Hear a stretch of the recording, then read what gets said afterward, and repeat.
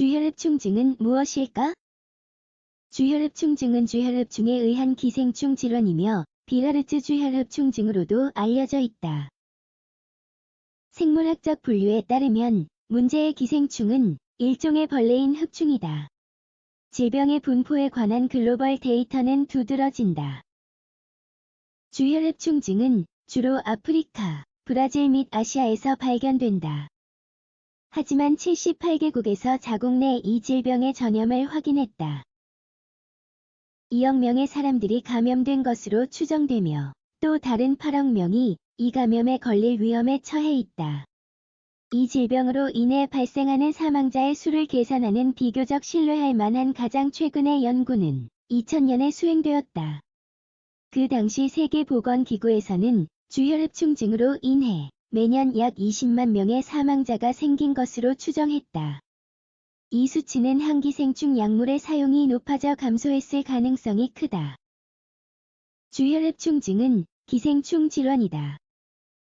문제의 기생충은 생물학적 과에서 피부를 관통할 수 있는 유일한 기생충이다.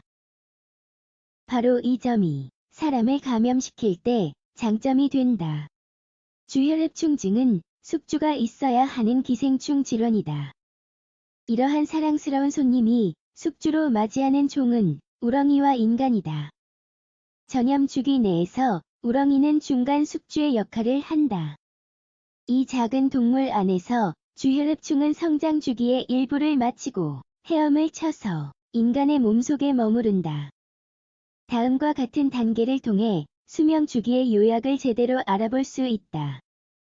기생충의 알은 이전에 감염된 인간의 대소변을 통해 물 공급원에 도달한다.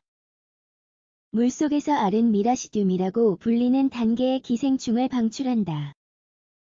미라시듐은 우렁이의 피부를 관통한다.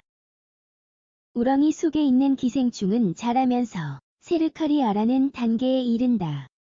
세르카리아는 우렁이의 몸을 떠나 사람 숙주를 만날 때까지 담수에서 헤엄친다. 그 순간 기생충이 피부를 통해 인간의 몸에 들어간다. 인간의 몸속에서 세르카리아는 혈관에 도달한 뒤 간으로 이동한다. 그리고 간에서 성체가 되기 위해 자라난다. 성체가 된 기생충은 인간의 혈류 내에 머무르며 알을 낳아 번식한다. 인간이 대소변을 통해 알을 방출하면 주기를 다시 시작할 수 있다. 또한 이 기생충은 여러 장기에 서식하면서 다양한 증상을 유발할 수 있다. 주혈흡충증의 증상. 주혈흡충증은 기생충 질병이므로 첫 번째 증상은 주혈흡충이 들어간 부위에 나타나는 상처이다. 이 부위에서 피부 위에 대개 발진과 변색이 생긴다. 발진은 경우에 따라서 기생충이 몸에 들어간 뒤 최대 일주일까지 나타날 수 있다. 다음으로 나타나는 문제는 바로 카타야마 증후군이다. 이는 인간의 몸 안에 번식한 성체 기생충의 알에 대한 인체의 반응의 결과이다.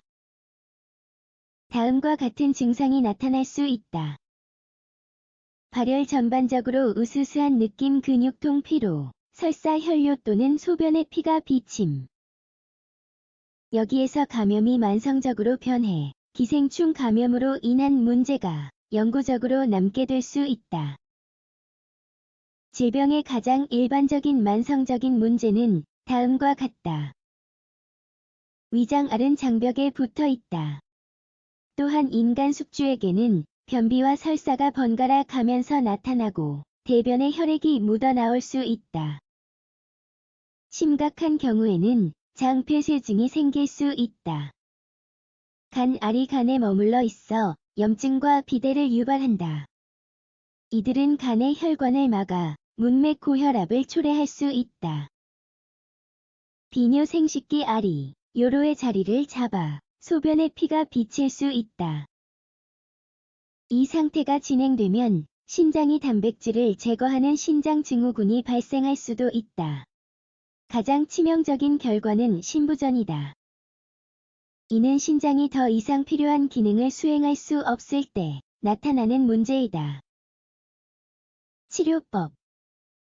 의료 전문가가 주혈흡충증 진단을 하고 나면 선택되는 약물은 항기생충 약이다.